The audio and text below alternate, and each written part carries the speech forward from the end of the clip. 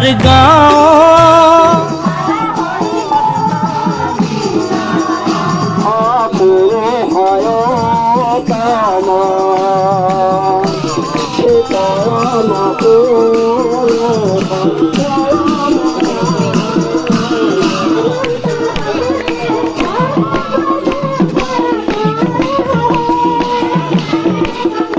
প্ৰভাত ফেৰীৰ অন্তত এতিয়া আমাৰ নামঘৰত লঘু আহাৰ বিতৰণ হৈছে। লঘু আহাৰ বিতৰণ কৰি সকলোৱে নিজৰ নিজৰ গৃহত যাব আৰু সকলোৱে ভালদৰে গা পা ধুই আকৌ দুপৰীয়া ভাগৰ যি নাম ভাগ অনুষ্ঠিত হ'ব সেই নাম ভাগত অংশগ্ৰহণ কৰিবৰ বাবে সকলো আকৌ নামঘৰলৈ আহিব।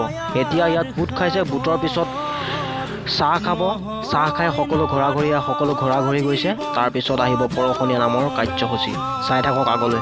আজি আমি নামঘৰ প্ৰতিষ্ঠাৰ প্ৰাতঃভ্ৰমণৰ প্ৰভাত ফেৰী প্ৰাতঃভ্ৰমণ শেষ কৰি লঘু আহাৰ খাই বৈ ঘৰলৈ বুলি আহিছোঁ। তাৰপিছত গা পা ধুই পেলাই আকৌ আমি আহিম আৰু ন? হয় হয়, আকৌ নামৰ কাৰণে আহিম।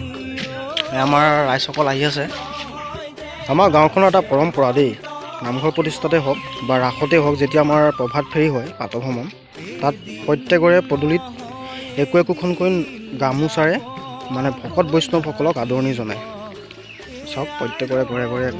আকৌ আমি আহিছোঁ নামঘৰলৈ বুলি। আমি আমাৰ যি গাঁৱৰ বয়োজ্যেষ্ঠসকলৰ পৰশনীয়া নাম অলৰেডি শেষ হৈছে আৰু এতিয়া মহিলাসকলে দিহানামৰ আয়োজন কৰিছে। দিহানামৰ পিছতে আমাৰ প্ৰসাদ বিতৰণি হ'ব। তাৰপিছতে আমাৰ জলপানৰ যি আয়োজন কৰা হৈছে জলপান দিয়া হ'ব। আৰু ৰাতি ভাগলৈ আমাৰ দিহানাম হ'ব নেকি? দিহানাম হ'ব বুলি শুনিছোঁ। ল'ৰালৰিখিনিয়ে আয়োজন কৰিব। ল'ৰালৰিখিনি হঠাতে আয়োজন কৰিলে। আমাৰ শিৱদাক আনিছিলে। চাই থাকক। সিংহাসন ভগৱান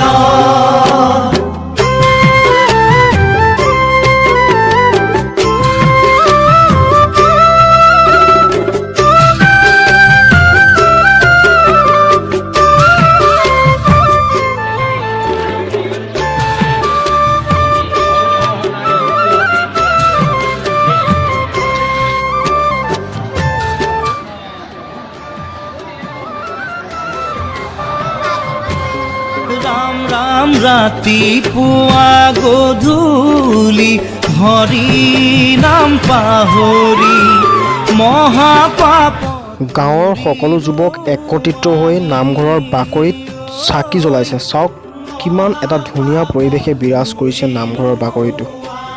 সুন্দৰ কৰি তুলিছে নামঘৰৰ বাকৰি, পোহৰাই তুলিছে নামঘৰৰ মজিয়া।